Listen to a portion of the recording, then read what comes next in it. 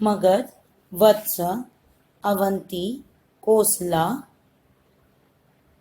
Matsya, Anga, Kashi. These are the names of some Mahajanpadas.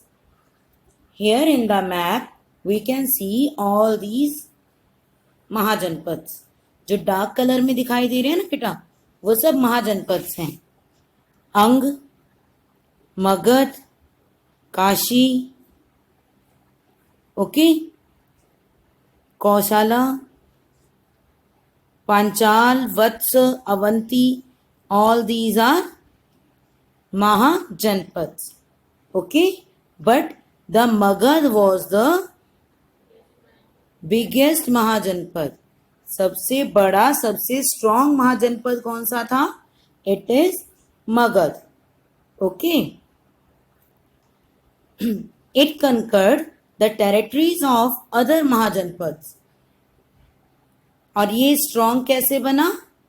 Bye conquering other mahajanapada. Conquered का meaning attack करके किसी के area को control कर लेना. Okay, control the area of some other king by attacking on the particular king. Okay, that is called conquered. आक्रमण करना, attack करना, वो conquered होता है. क्लियर? तो conquered करके उसने दूसरी की टेरिटरी मीन्स एरिया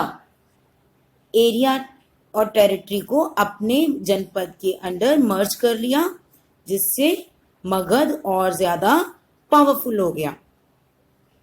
ये तो फर्स्ट वे था उसका पावरफुल होने का, that he conquered the territories of other mahajanapada. Clear? और सेकंड वे कौन सा था? Matrimonial alliances. Matrimonial alliance means they married with the princess of other kingdoms. दूसरे किंगडम्स की जो प्रिंसेस थी, राजकुमारियां, डॉटर्स थी वहां की, उनके साथ वो मैरिज कर लेते थे. और मैट्रिमोनियल अलायंस के बाद after some years that particular kingdom merge in the Magadha empire. Okay, by this way they expanding their power. Matrimonial alliance daughters के साथ अदर रूलर्स की. Okay, and this is a step to expanding power. Clear? All these Mahajanpads later became the part of Magadha Empire.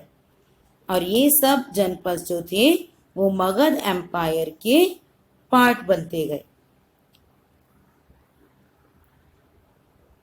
Now there were few kingdoms where rulers were chosen by the people of the kingdom. Mostly तो hereditary था. Later Vedic period में hereditary था कि king का बेटा ही king बनेगा. At the time of later Vedic period the kingship is hereditary, but in some areas और in some kingdoms rulers were chosen by the people.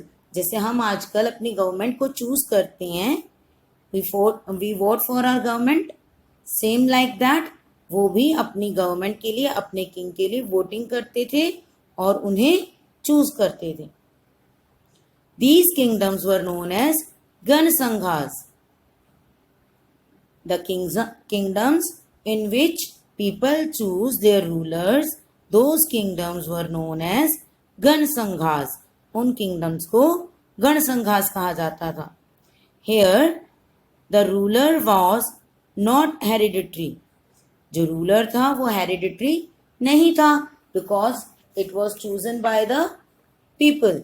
इसे लोग चूज करते थे. यहां पर किंग का बेटा किंग नहीं बनता था. सम of the important gana sanghas were Lichchhavi of Vaishali, Sakyas of Kapilavastu, Virajis of Mithilas and many other. There was an assembly in each republic. It made laws. The Raja of or king was its head. Her Republic में एक assembly थी.